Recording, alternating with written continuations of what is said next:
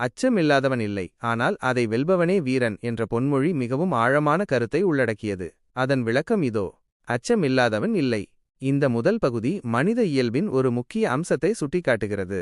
அதாவது, இந்த உலகில் எந்த ஒரு மனிதனும் அச்சம் இல்லாமல் இருக்க முடியாது. பயம் என்பது ஒரு இயற்கையான உணர்வு.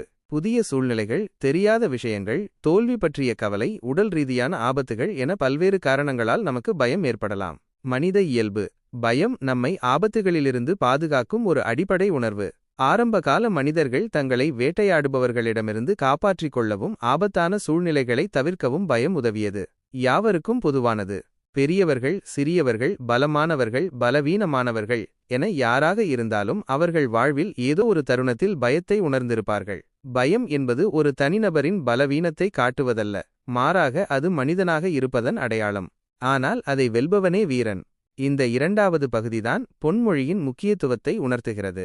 பயம் ஏற்படுவது இயல்பானது என்றாலும் அந்த பயத்திற்கு அடிபணிந்து முடங்கிப்போவது கோழைத்தனம். மாறாக அந்த பயத்தை எதிர்த்து தைரியமாக முன்னேறுபவனே உண்மையான வீரன். தைரியம் மற்றும் மன உறுதி. பயத்தை வெல்வது என்பது தைரியத்தையும் மன உறுதியையும் குறிக்கிறது. ஒருவன் தனக்கு இருக்கும் பயத்தை உணர்ந்து அதை மீறி ஒரு செயலை செய்ய முன்வரும்போது அவன் வீரனாகிறான். சவால்களை எதிர்கொள்ளுதல். வாழ்க்கையில் நாம் பல சவால்களை சந்திக்க நேரிடும். அந்த சவால்களை பயத்தின் காரணமாக புறக்கணிக்காமல் தைரியத்துடன் எதிர்கொண்டு வெற்றி பெறுபவனே வீரன். தன்னம்பிக்கை. பயத்தை வெல்வதற்கு தன்னம்பிக்கை மிக முக்கியம்.